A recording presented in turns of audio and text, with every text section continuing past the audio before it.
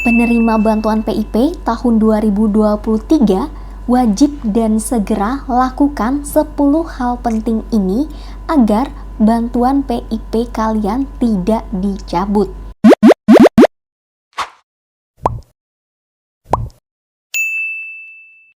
Assalamualaikum warahmatullahi wabarakatuh. Halo teman-teman, welcome to Input Media. Sebelumnya, buat teman-teman yang belum subscribe YouTube channel ini, yuk subscribe dulu agar teman-teman tidak ketinggalan informasi terbaru mengenai bantuan pemerintah yang valid dan akurat tentunya. Oke teman-teman, di video kali ini aku akan mengupdate dan memberikan informasi yang sangat penting bagi teman-teman penerima bantuan PIP tahun 2023, di mana teman-teman wajib mengetahui dan segera lakukan 10 hal penting ini agar kepesertaan atau bantuan PIP tahun 2023 teman-teman tidak dicabut bantuannya atau tidak dibatalkan. Nah, apa sajakah 10 informasi penting ini? Simak video ini sampai selesai dan jangan di skip-skip.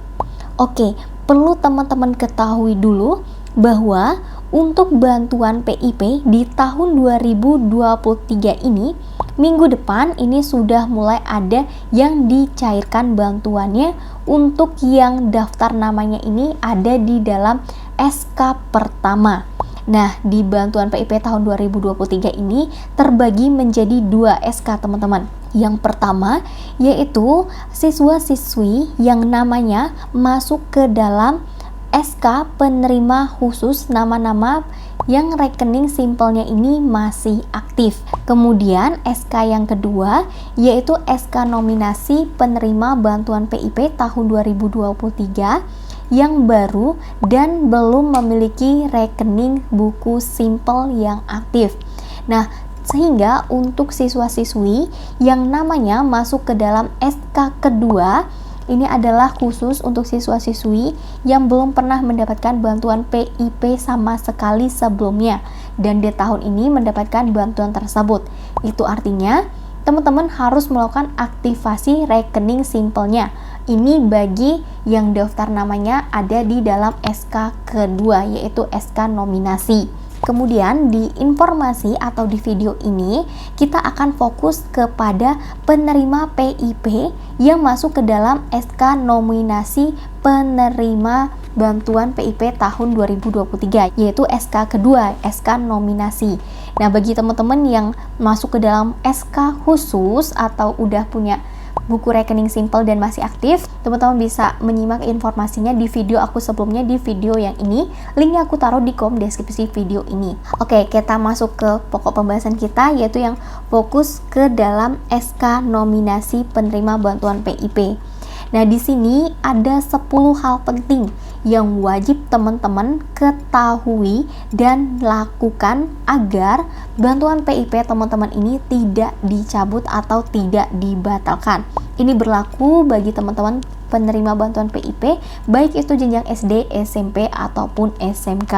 Nah, 10 informasi penting ini, yang pertama, SK nominasi penerima bantuan PIP tahun 2023 dapat kita unduh di aplikasi Si Pintar, yaitu pip.kemendikbud.go.id oleh satuan pendidikan.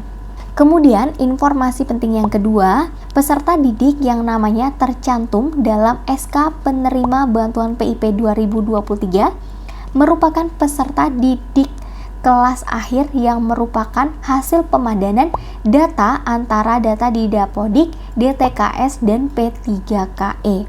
Nah, ini bagi yang tadi namanya masuk ke dalam SK yang pertama ya teman-teman. Informasi penting yang ketiga, proses pembuatan rekening atas nama masing-masing peserta didik ini dilakukan oleh bank penyalur secara kolektif atau massal dan akan selesai paling lama yaitu tanggal 31 Maret 2023. Jadi pembuatan rekeningnya ini dilakukan oleh Bank BNI atau Bank BRI teman-teman.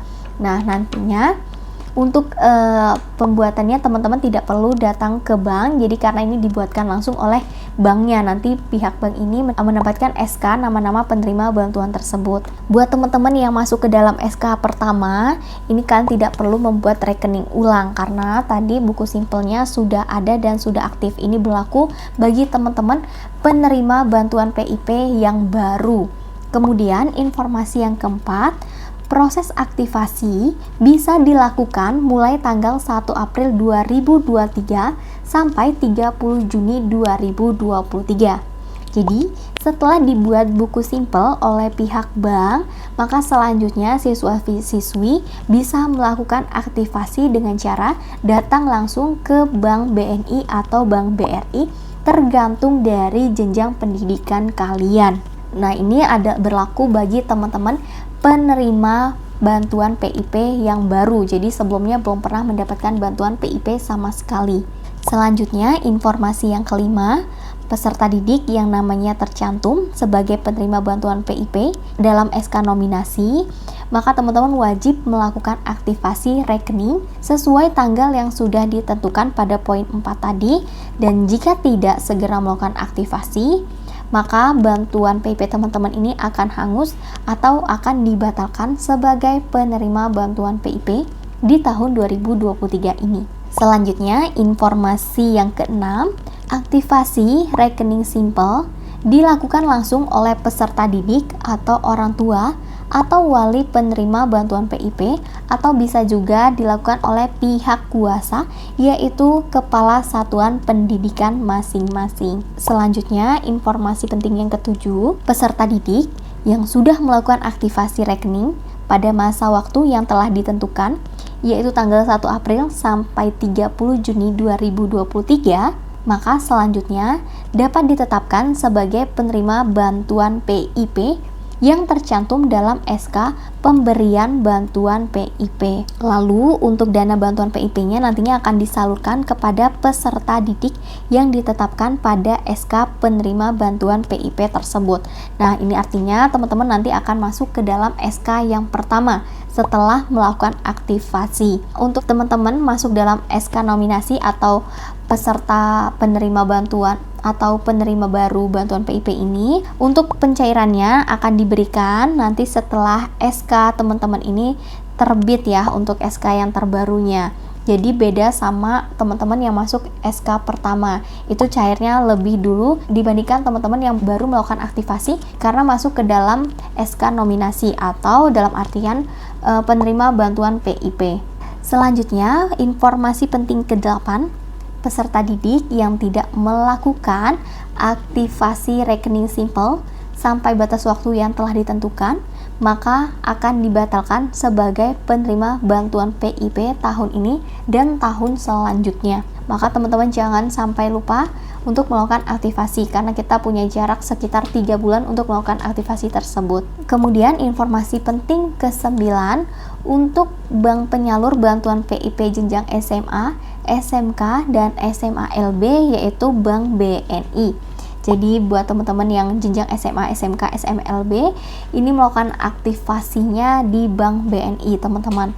Kemudian untuk bank penyalur PIP jenjang SD, SMP, SDLB, dan SMPLB paket A dan juga paket B, ini teman-teman bisa mencairkan dan juga melakukan aktivasi bantuan PIP ini di Bank BRI terdekat.